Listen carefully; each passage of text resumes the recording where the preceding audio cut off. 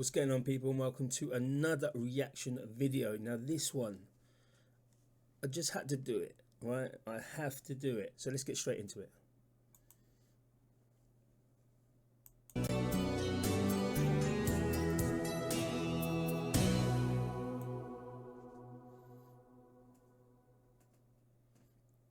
Mr. Jones owned a cotton plantation and many slaves. One day he was talking to the owner of the plantation next to his, and Mr. Jones was lamenting the fact that times were tough. He was having to work his slaves harder than ever, and was having trouble with some of them being disobedient or trying to run away. The other plantation owner said he knew someone who could help. Day 1. One day Mr. Jones called his slaves together so a man named Mr. Smith could talk to them. Before beginning, Mr. Smith whispered to Mr. Jones, "Whatever I say, do not contradict me or interfere, and I promise you your slave troubles will end." "My name is Mr. Smith," he said to the slaves, "and this may be the happiest day of your lives. From today forward, you will no longer be slaves, but free men." Mr. Jones was so shocked he started to step forward, but Mr. Smith gestured for him to remain silent. He did, only because the other plantation owner had spoken so highly of Mr. Smith's skills.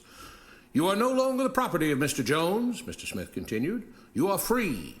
No more would you be forced to labor for the benefit of Mr. Jones. Now you can work for yourselves." Now the slaves were all murmuring and looking at each other. Many were smiling, many were looking puzzled.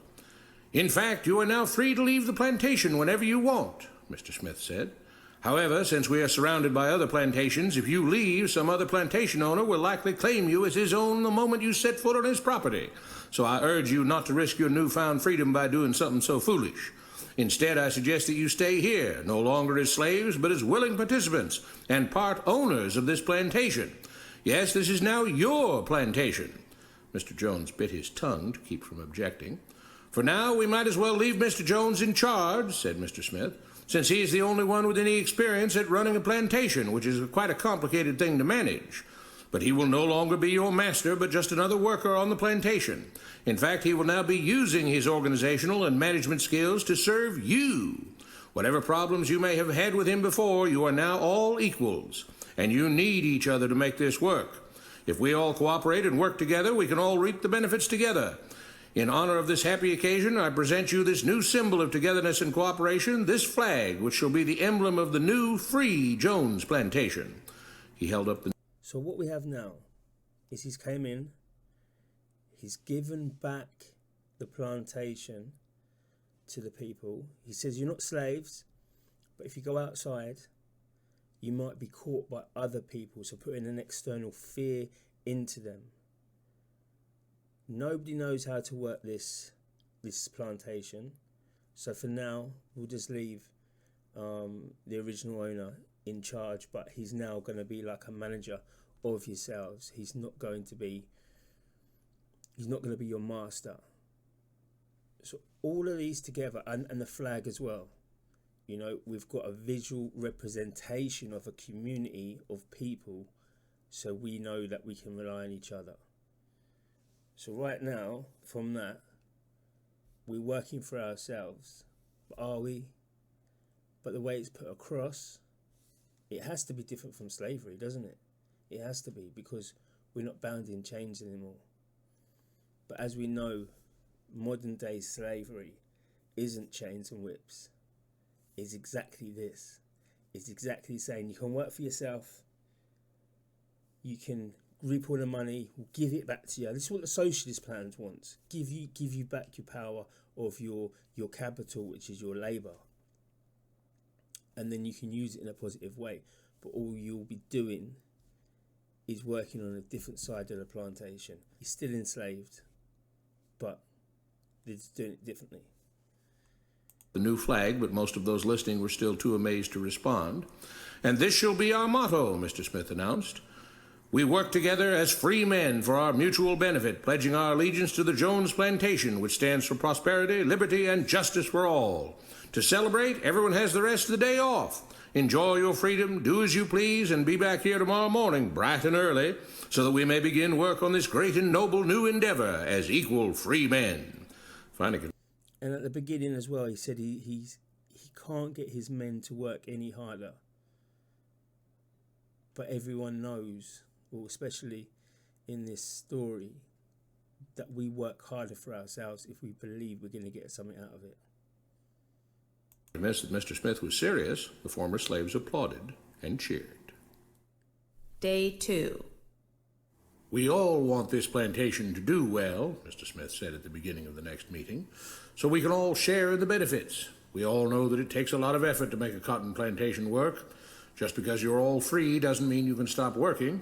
In fact, since you're now working for yourselves, I expect you to work even harder than ever before, but now with pride and joy, knowing that you're working for yourselves. Of course, there still have to be rules. If everyone just does whatever he wants, the plantation won't produce anything. This experiment will fail and we'll all starve. You see how easy it is? Like 2 days. If you just imagine yourself the person during this whole thing, in 2 days you've been liberated as a slave. You're no longer a slave. And they've sold you the dream. But the dream is just exactly the same as what you've got now. In fact, it's worse because you have to work harder. The rules will probably be a lot stricter because you need to make money as well. You need to profit out of this. We all need to profit out of this. So we just got to change things up.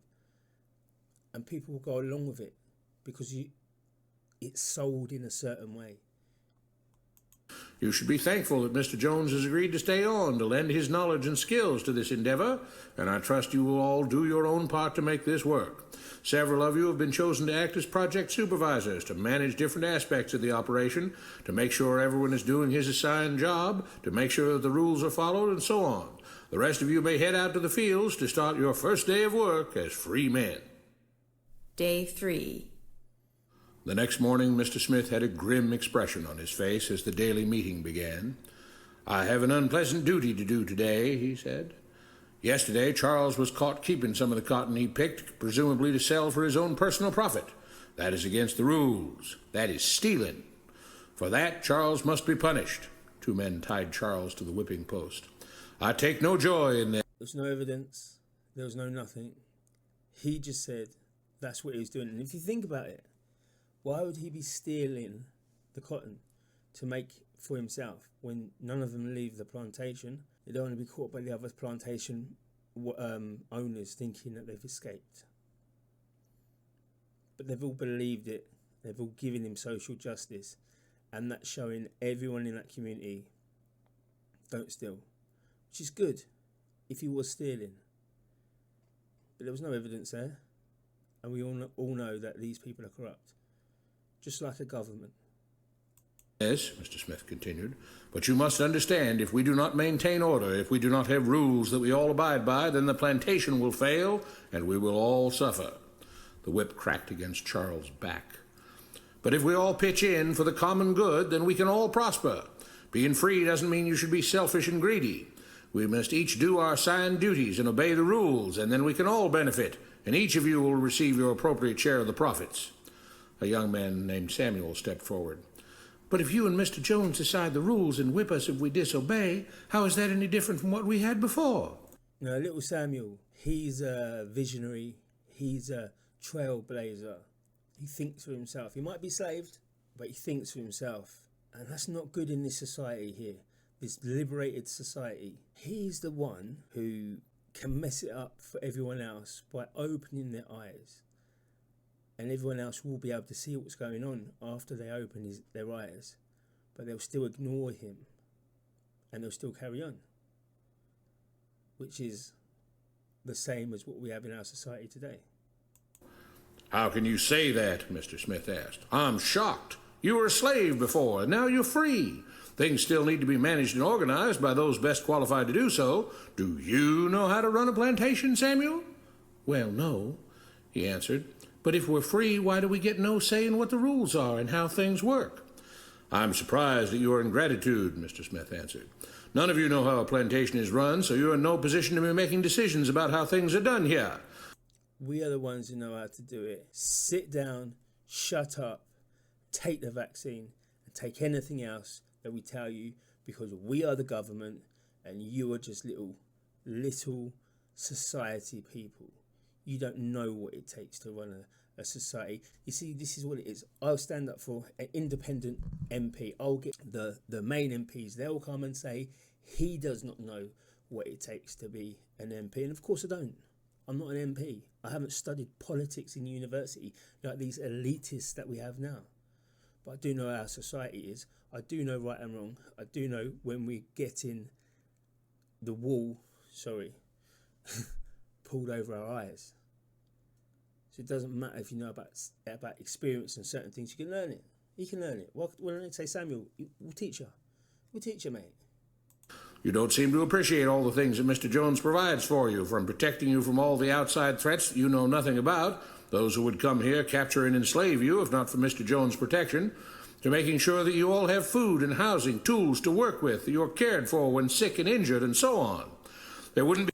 Sounds familiar, doesn't it? We're the government. We're the ones who look after you. Without us, where would you be?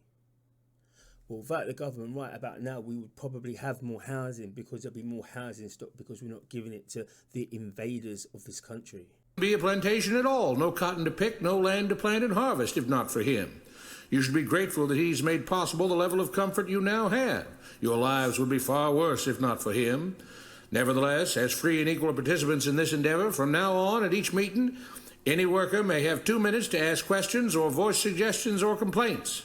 With that, the workers all seemed satisfied and headed out again to the fields to pick the cotton. Day 4. I have a big announcement, Mr. Smith said as the daily meeting began. Mr. Jones' cousin is here, and not just to visit and see how our project is coming along. It has been decided that from now on, you will be deciding who will manage the plantation.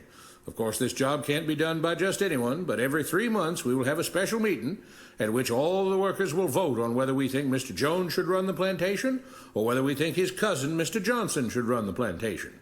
That means that ultimately you are in charge, because you will be deciding which man you want running things on your behalf.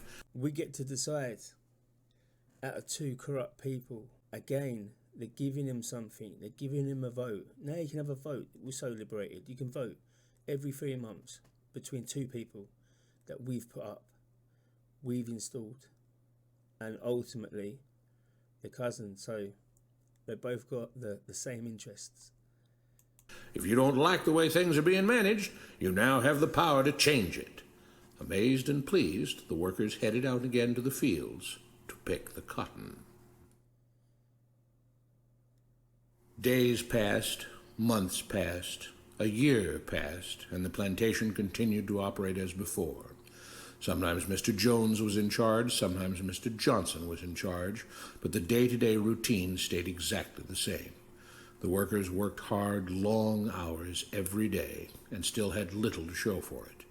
Every day the meeting would begin with them all reciting the Jones Plantation motto, "We work together as free men for our mutual benefit, pledging our allegiance to the Jones Plantation, which stands for prosperity, liberty, and justice for all." One day Mr. Smith announced, "Samuel is asked to say a few words this morning, and whatever the rest of us may think of his ideas and opinions, we are all free here, and that means we are all allowed to speak our minds. So, Samuel, you have 2 minutes. Begin." Samuel stepped forward, looking scared. "I was excited when all this started," he began, glancing nervously at Mr. Smith and Mr. Jones. "But don't you all see what's happened here? Nothing has changed. We're all still slaves." There were grumbles of disagreement from the crowd. "They tell us what to do and whip us if we don't. They still make all the rules and punish us if we disobey. They let us make suggestions and complain about things, but they never really change anything. They let us choose between Mr. Jones and Mr. Johnson, but what's the difference? The situation stays the same. We do all of the work and they take as much as they want and decide how much they'll let us keep. They live in luxury, made rich by the cotton we pick. We do all the work and have to build our own huts, grow our own food, and take care of ourselves. They leave us just enough that we don't revolt or run away. This is not freedom. We're all still slaves. They've only changed the words they use, but nothing else has changed. They say we're all free and equal, but we're not. They command and we obey. That's not freedom. That's not equality. They say we're free to leave, but all that means is that we're free to be someone else's slave. Why should we work or obey the rules? We didn't agree to this. They made the system. They forced it on us. They control and rob us and call it freedom. They've deceived you into thinking that being able to choose which slave master you'll work for is the same as being free. It's not. Open your eyes. If you keep what you produce, they call it stealing. When they take what you produce, they call it sharing. And so much he's saying is true.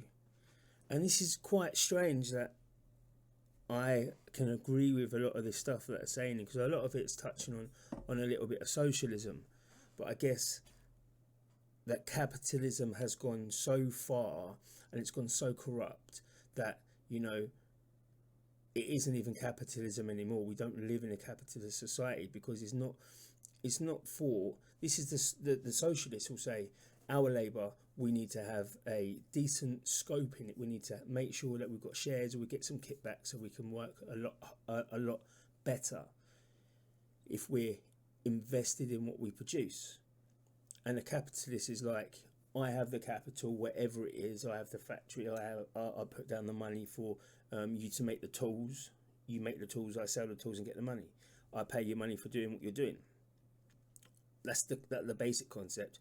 But it's gone so far that they are now using as least money as they can on the workers, give them as the bare minimum, and then they're going to be selling them at the maximum price, which is fine. But 2 years ago, they had the same workforce, the same stuff, getting it in for the same amount of money, or a little bit more expensive for inflation, not too much. And now they're on 105% profit rather than the 60-70% profit. I don't think that's acceptable, to be fair. I'm a capitalist. We all need to make money. We all need to have the opportunity of making money. Socialism doesn't work. It will never work. But at the end of the day, we can't say that this is lying. fair distribution. Can't you see that this is all? Your time is up, Samuel, Mr. Smith announced calmly. At his gesture, two supervisors grabbed Samuel by the arms and led him to the whipping post. I'm sorry, Samuel, but you've broken the rules. He spoke up. He spoke the fuck up. He said what his concerns were that he was allowed to do for 2 minutes. And now he's getting punished. Now, who else does that? Come on. Who else is speaking up at the moment? And it's got about, I don't know, he's probably got 2 court cases at the moment. Mr. Tommy Robinson. 2 court cases for speaking up, for coming out there, for knowing that he's garnered more of the British population than any politician could do, that anyone could do. He grabs their attention.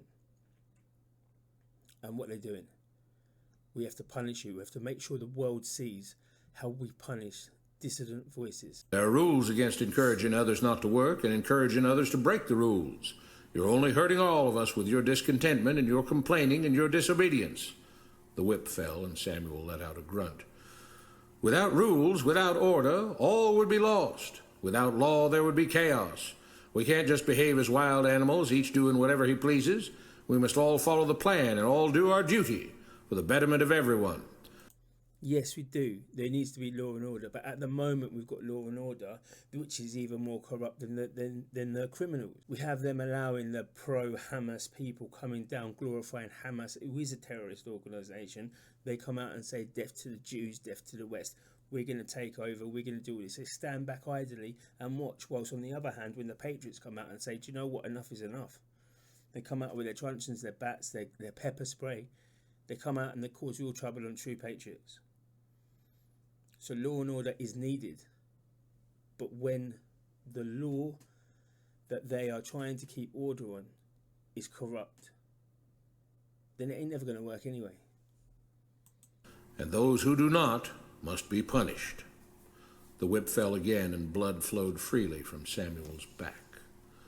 Samuel, it is you who are stealing from the others. When you don't do your assigned work, you are making more work for others. When you disobey the rules, it is you who are endangering. It's you anti-vaxxers, you people who are against the government, you anti-monarchists, you anti-whatever it is that they want to do. It's all you and all the other people, all the sheep who ain't doing nothing, who are watching this. Your life is more difficult because of them.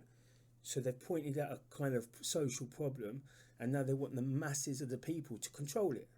Because the government can't control everyone, the government can't control it. So what they're going to do is they're going to say, do you know what? We want, just like out of C19, if you don't take the experimental medical treatment, then you're going to infect everyone. You can't go to hospitals, you can't do this. And the society who did take that medical treatment that was experimental, they were the one pushing it. They were the one saying, yes, we agree with that. You shouldn't be going to hospital. You shouldn't be allowed out to the gym. You shouldn't be allowed out in fresh air, because they've got them controlled. They're the police now. They're policing the people off of the back of a corrupt regime. In the future of everyone else here. You are the thief. You are the criminal. You are the one trying to destroy the arrangement that keeps us all safe and prosperous. At every lash of the whip, the other workers cheered louder and louder, some yelling curses at Samuel. Being spoiled and selfish, you complain about everything, talking as if you're oppressed. But you are the one ruining things. You are the one keeping us from being all we could be. It is your greed and your rebelliousness that is hurting all of us. They all play by the rules, Mr. Smith said, gesturing at the others. What makes you think that you don't have to? You think you're above the law? There were loud yells of agreement as the whip fell again. We must maintain order, Mr. Smith proclaimed, to make this plantation great, to make it so that we can all be happy and prosperous. And just to quickly go back onto something as well. These people are cheering for the person to get whipped. Samuel, I forgot his name now, Samuel to get whipped. They were cheering, they were cursing him, they were egging the people to go on harder, because he is the problem. They've made them now turn on him to say he is the problem. Now, if you look at it in modern day, we can see that people are cheering on multiple wars. They're cheering on the Ukraine war. Ukraine war was run out of money, guns, and people. They reckon that they need 20,000 Ukrainian men each month just to keep their military going. So they are aware, Zelensky and Zelensky are both aware that there's 20,000 or more people a month either getting killed or injured. But yet there's people out there with their little flags on, baying it on. The Hamas. They're baying on Hamas to go and destroy the Jews. Free your Palestine. They are saying, well, you killed these people, so we're gonna go and murder and butcher and rape all of these Jewish people. That's bad when it gets to that, because now there's not really a line. Usually there would be a line where they say, oof, that's a bit far. But when you're baying on people to kill and injure other people, what's he going to be like in the streets? Oh, he's a troublemaker, don't worry about them. They got the wrong protest. It's the far right. Don't worry about them when the police come in and start battering even more than what they do. Criminally battering. Their batons got bigger. They've got baseball bats. They're hurling. They've got bullets, rubber bullets. This type of stuff. They'll accept it. To have the society we want, there have to be rules. We all have to contribute our fair share to this great endeavor, and we cannot tolerate actions and attitudes that seek to undermine the amazing things that together as free men we have achieved and will continue to achieve. Mr. Jones was smiling as he gave Mr. Smith a pat on the back. The crowd was cheering so loudly that none of them had noticed that Samuel had died. What you have been taught about government and politics is no more accurate or reasonable than what Mr. Smith taught the slaves. If you're ready to look through the veil of rhetoric and propaganda to see the reality beneath, get a copy of The Most Dangerous Superstition. It will change the way you see the world. And that right there is the truth. The fact of the matter is put into a kind of perspective that people understand, because we are still in that position now where we are still enslaved with the government. We are literally slaves of the government. It's incredible.